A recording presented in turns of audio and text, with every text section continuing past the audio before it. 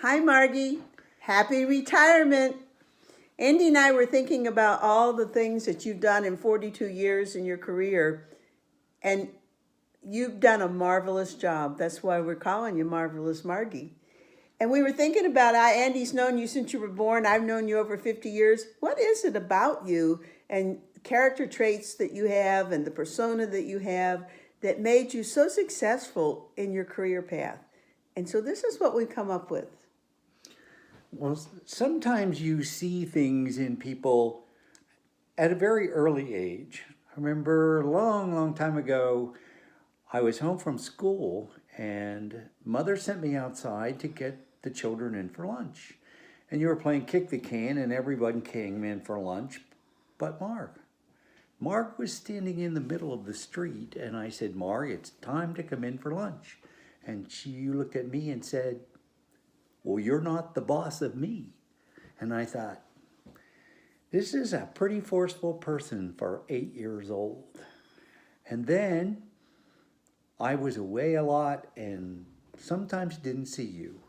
But when I did, there was always a smile on your face. You always knew where you were going. And you were a real professional at what you did. I think that courage is a thing I saw in you when you went back to school and you spent 3 days a week in Buffalo and 40 hours a week in a hospital and turned out to be a very, very professional. NICU. Yes, working in a NICU, what did they call that? A NICU nurse. Yeah, no. A nurse practitioner. Yes, a neonatal nurse practitioner. And I've seen a lot of people do a lot of things that were very brave.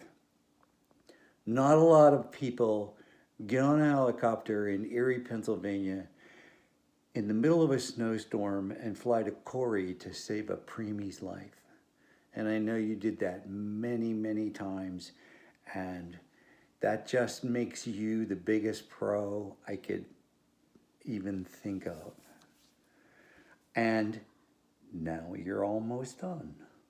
So, an old friend of mine said, when you retire, here's what you should do. You should go sit under a tree and just think about the best things you can do in the next 4 or 5 years. Margie, from the time I first met you, I was quite taken by you and the way you see the world. And first of all, you delight in the world and all the things that are in it. You see the best in people and things, and you shape a perspective that keeps you focused on the good. And I can't help but think that carried over in your career, that you saw the best in your colleagues, you saw the best in the doctors. Okay, there were some that maybe it was hard for you to see the best, but you did. And then these babies that came into the world not even hardly clinging by a thread, and you saw the best in them and saw the ways to help them thrive. And that's what you help people do. You help people thrive. And part of it's because of your voice. You have this calm voice that is very clear. And there's no doubt about what you want me to know or what you're thinking. And then wrapped around that calm voice is a smile, always a smile. And see, everybody thinks they're your friend because of your wonderful voice. You're seeing the best in everybody and your smile. And some people, I think, probably are not really your friend, but they think they're your friend because you make people feel that way. You assure those babies from the time you lay eyes on them that it's going to be okay.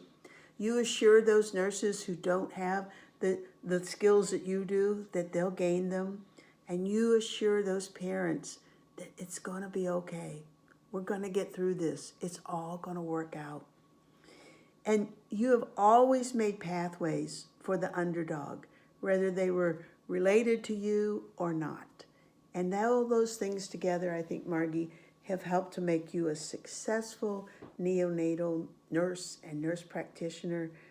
But more than that, you filled the room and you filled that hospital with your personality, your kindness, your joy, and you're going to be missed. Oh, honey, come about a week or two from now, they're going to be saying, I can't believe that Margie used to do that.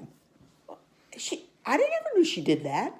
We have to do that now? You will be missed. But oh, Margie, the opportunities ahead.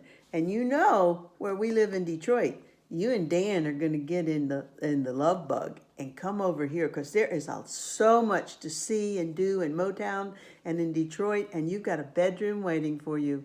We hope the world changes a bit and we can travel together. That would be fun. I still want that Ireland trip. So, Margie, here's what we want to say. You ready? Happy retirement.